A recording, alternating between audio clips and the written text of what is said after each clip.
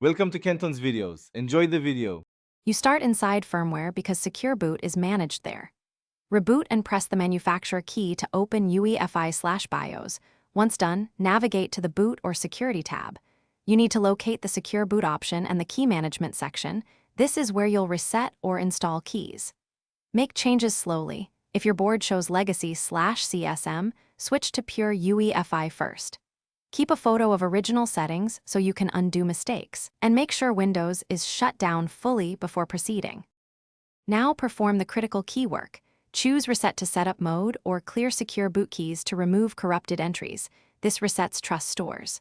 Once cleared, select Install Default Keys or Enroll Microsoft and Vendor OEM keys so Windows and Faceit drivers are recognized. You must save and exit to let the firmware write the new key set. Make sure drivers were signed. Unsigned kernel modules will still fail. If the board offers a signing key enrollment, follow prompts to import vendor-provided keys exactly as instructed.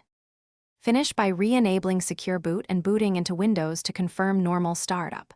Launch Faceit and let its anti-cheat validate integrity. If blocked, reinstall the official, signed Faceit drivers and restart, then re-enroll keys if needed.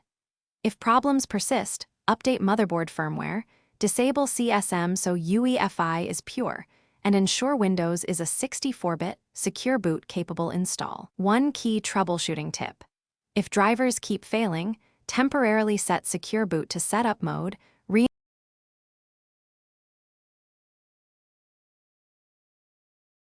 Thanks for watching. Consider subscribing if we helped you.